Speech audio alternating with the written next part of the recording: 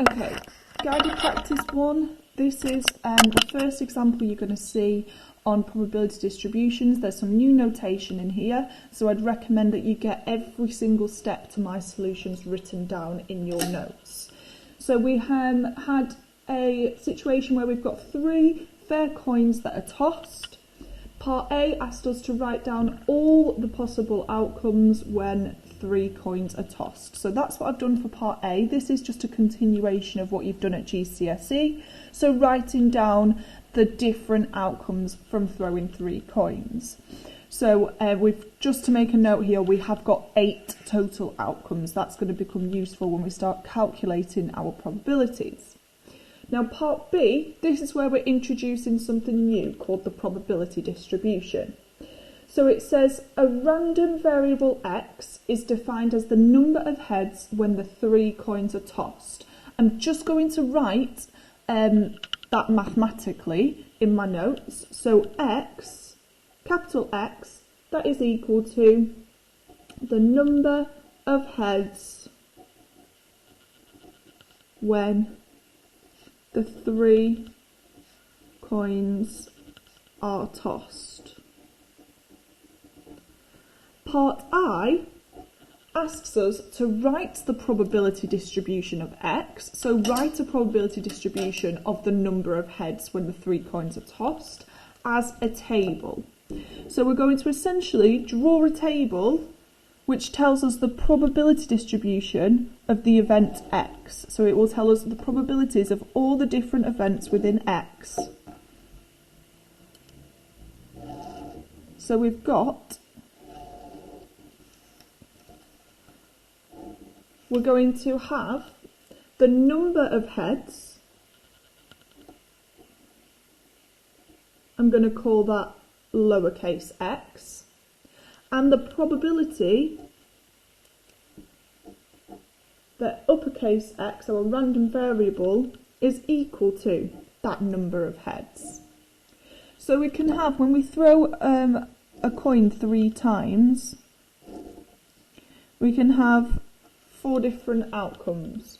We can get no heads, 1 head, 2 heads, or 3 heads. We can't have more than 3 because we've only thrown it 3 times. So we're looking here, for example, in that first column, we're going to write down the probability that x equals 0. Now in part A, we've already written down all of our possible outcomes, so I'm going to find out how many of these outcomes contain the event where the number of heads is 0, and I'm going to write that as a fraction in a total, out of a total of the number of outcomes. So we've got only one event where the number of heads is 0, that is this one here when we get 3 tails, and that is out of a total of 8 different events. So we have 1 out of 8 as our probability for when the number of heads is 0. The amount of outcomes where we've got 1 head, well, we've got 1, 2, 3 out of 8. For 2 heads, we've got 1, 2, 3 out of 8. And then 3 heads, we've got 1 out of 8. And that is your answer to part I. So you've just drawn a table using your notation of your probability distribution, and you've written down all the possible outcomes with their probabilities.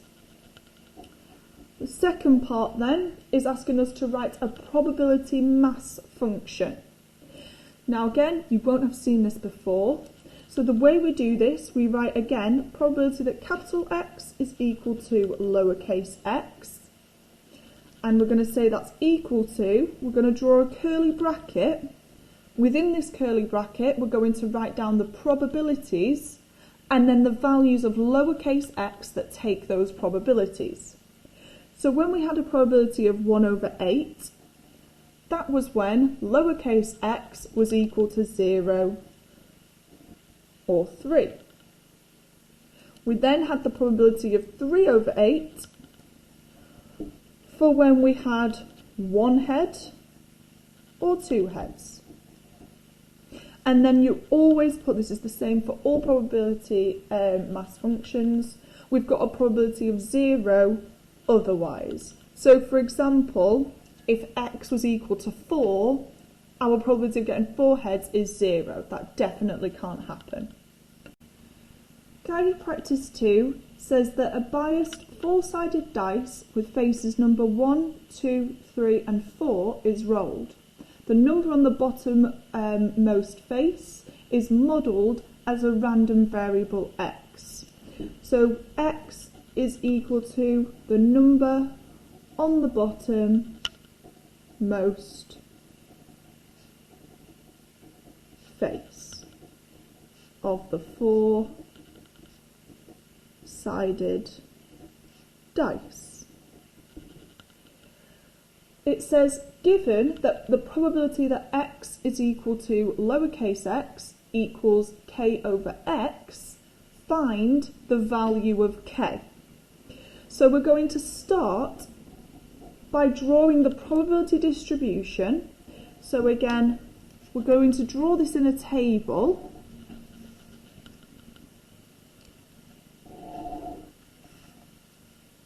So it's going to be quite similar to the table we had previously. We've got our value of little x and probability that x equals x. So if little x represents a value of a number that can be at the bottommost face, it's a 4-sided dice, so we can either have 1, 2, 3 or 4. Now we're told that the probability that x equals lowercase x is equal to k over that value of lowercase x. So for example, the probability that x equals 1, that is equal to k over 1. The probability that x equals 2, that's equal to k over 2, because here we've got lowercase x is equal to 2, probability of x equals x is k over lowercase x. So we've got k over 3 here and k over 4. So we want to find the value of k. In order to do that, we're going to use the property that the sum of all the probabilities within that distribution is equal to 1.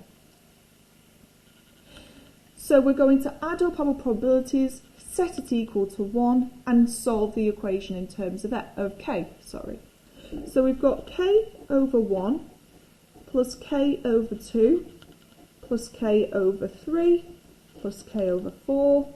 That is equal to 1. Now that whole left-hand side of the equation, each term has a common factor of k.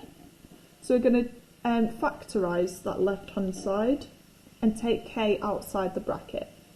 So we've got k, now k over 1, that's equal to k, so we've just multiplied k by 1 there, plus a half, plus a third, plus a quarter, equals 1. We're going to rewrite the inside of this bracket by finding a common denominator in those fractions. Common denominator is 12.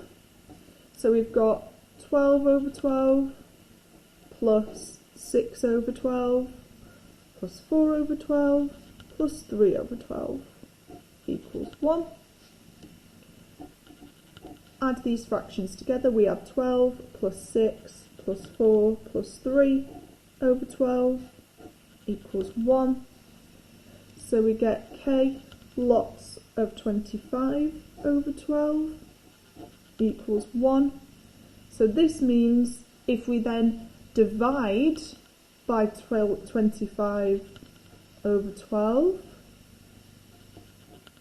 we get that k is equal to 12 over 25. Could have used a calculator to do this, but you could have also just used the method of finding a common denominator. So we've found our value of k. Now part B asks us to give the probability of distribution of x in table form. So we're going to rewrite this table now with our value of k that we've just calculated. So we've got a table with 2 rows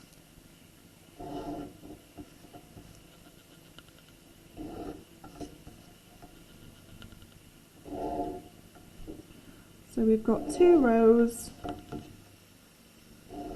we've got lowercase x and the probability that x is equal to that lowercase x.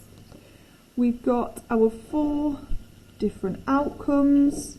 So remembering that x is the number of the bottommost face of the 4-sided dice. So we've got 1, 2, 3 or 4. Our probabilities then, well, the first probability was k over 1. So we're doing 12 over 25 divided by 1, which is 12 over 25. Second one, we've got k over 2. So we've got 12 over 25 multiplied by a half. So that is the same as 6 over 25. The next one, doing 12 over 25 divided by 3 or multiplied by a third. We get 4 over 25. Again, you can do this in your calculator. And then the last one we had k over 4. So we've got 12 over 25 divided by 4, or 12 over 25 multiplied by a quarter, and we get 3 over 25. Part C to this question then asks us to calculate some probabilities. So part I wants us to calculate the probability that x is greater than 2. And we're going to use this table to do this. So when x is greater than 2, we're looking at when we've got little x equal to 3 or 4.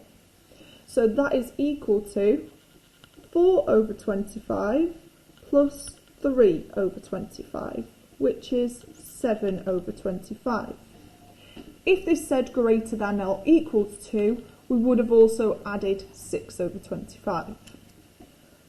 Second part, we want to find the probability that 1 is less than x, which is less than 4.